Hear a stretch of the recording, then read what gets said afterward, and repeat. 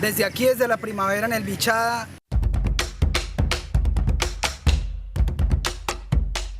discutiendo la ley de zonas de desarrollo económico y rural, nosotros queremos reconocer los derechos de los campesinos.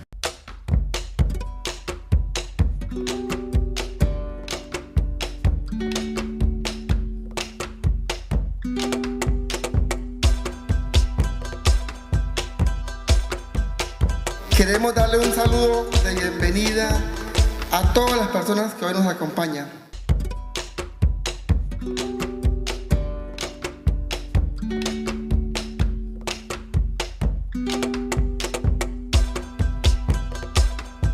Que fomenten proyectos productivos y que beneficien a los trabajadores agrarios en tierra y que además promuevan la inversión de capital en el área.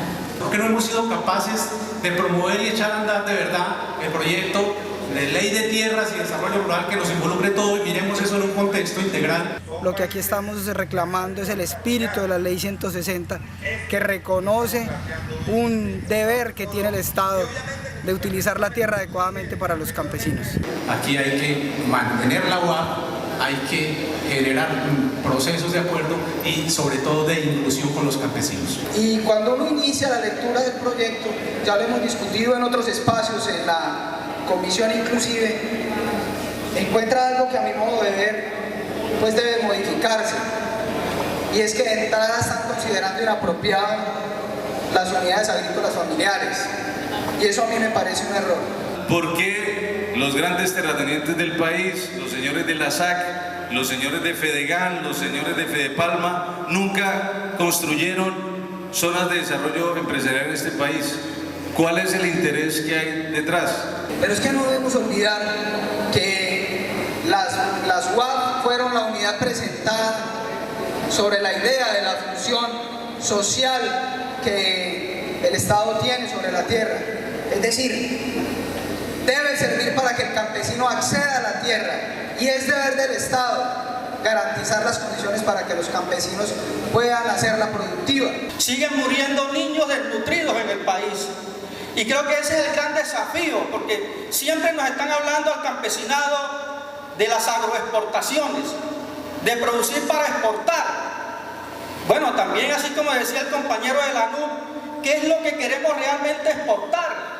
Porque si fuera para exportar alimentos, yo diría que la tierra que tenemos al interior de la frontera agrícola no está produciendo alimentos lo suficiente para la exportación. ¿Por qué se considera más legítima la inversión del Estado en infraestructura para hacer productiva la gran empresa cuando se le negó la posibilidad a las UAF? A promover la gran agroindustria, la producción de agrocombustibles, pero en realidad no es la producción de alimentos. Pero entonces, ¿por qué se está haciendo este planteamiento si desde el año 94 había ya una figura en la ley 160?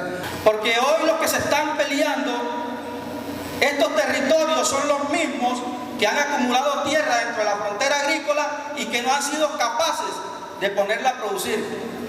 La deuda no es de los campesinos con la sociedad. La deuda es del Estado con los campesinos y con los indígenas. Y estamos advirtiendo la necesidad de inversión del Estado para que todas estas zonas tengan la oportunidad de ser productivas. La productividad de la tierra está de la mano de los campesinos, la productividad de la tierra está de la mano del apoyo del Estado.